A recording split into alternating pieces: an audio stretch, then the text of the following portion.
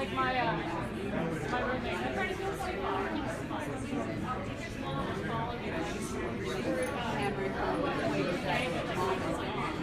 and also so that we don't get flash. By the time we take up more class, we'll already have this market. But I'm sure there's a lot of so you said just say two places like ours, you know, two places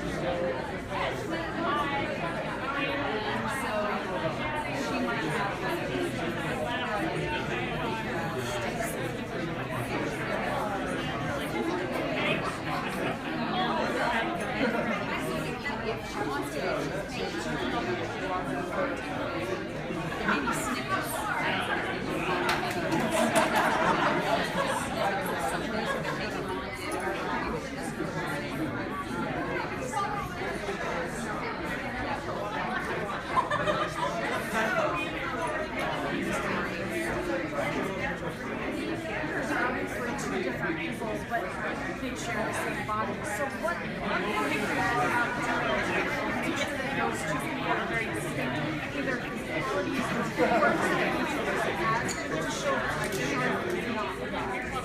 There was beer. I was like, there was beer? I was like, what was that?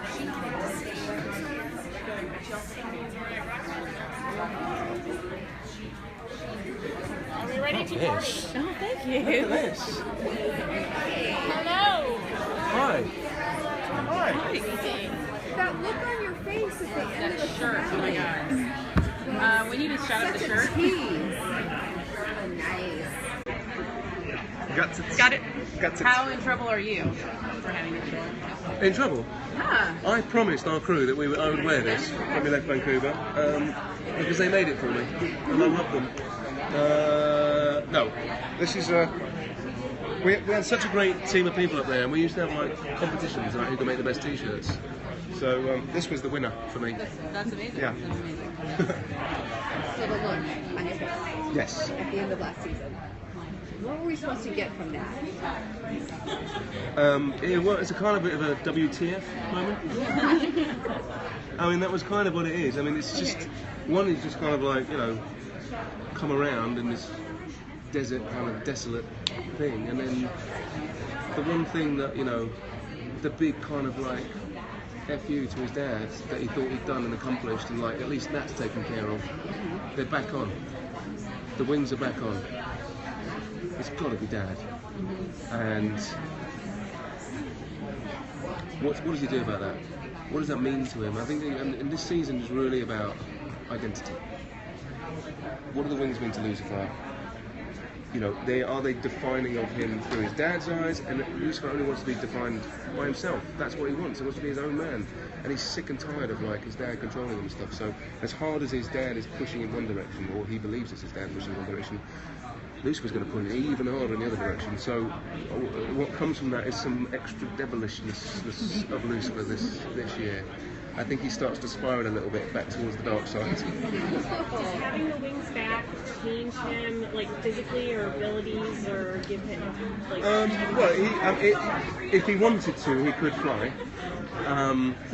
But you know, if you're given a present by someone you don't like, what do you do with it?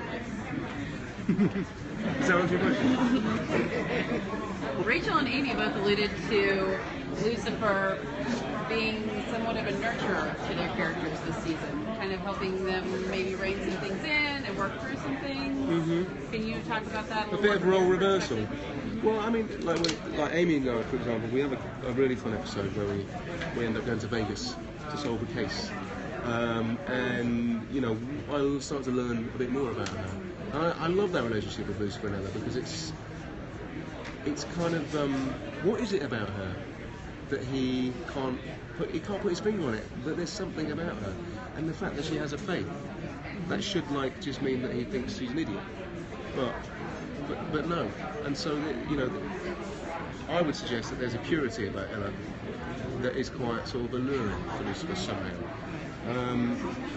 So, you know, finding out a bit more about each other, working together. I think she still thinks she's a method actor. And then in terms of Linda, well, Linda's seen so much now. She knows the real truth. So I can probably have a conversation with Linda that I can't have with anybody else. And like, therapy before was therapeutic, but it wasn't based in a real truth. And now it is. So does that mean that she might open herself up to him a bit more? So the fun that we're now having, we're in the 3rd season, so the show, you know, we can start cross-pollinating our characters a bit more. We can start putting them in each other's paths and see what that throws up. And everyone's so good on the show and so accomplished. You know, it's real fun. It's real fun to kind of like, you know, you got new people to play with. It's fun to watch. Good. How's the Tom Welling being added into the mix? Are you guys going to be enemies? Or... I'm very resentful about that, actually. No, it's great. It's really great, actually, because, you know, one thing that we haven't really properly explored is Dan was never a love rival. You know, he was someone who just sort of always thought he was better than him. But this new lieutenant comes in, and I think turns Chloe's head and attention, and that's new territory for Lucifer. He's not number one anymore. Not that they ever sort of sealed the deal with each other, but they've got this thing, and someone's, you know, it's the closest thing to a relationship Lucifer's ever had, and it's the one relationship that makes him selfless. So it's kind of exposing for him. And then we've got a new person coming in who turns the head of the person that he's got feelings for. How does he respond to that? So, you know, it's going to bring a really sort of fun dynamic, but also kind of like, I mean, literally, and Tom and I are the same height as well. Not only are we both called Tom, we're both 6'3", so we can literally stand toe to toe with each other, and we're going to explore that as well. So. Thank you. All right, guys. Have a great day. You too. Yourselves. All right, have fun. You still reminds me of the best interview I ever did. Thinking of Tom. Actually, I had to call him in a basement. He was in a basement.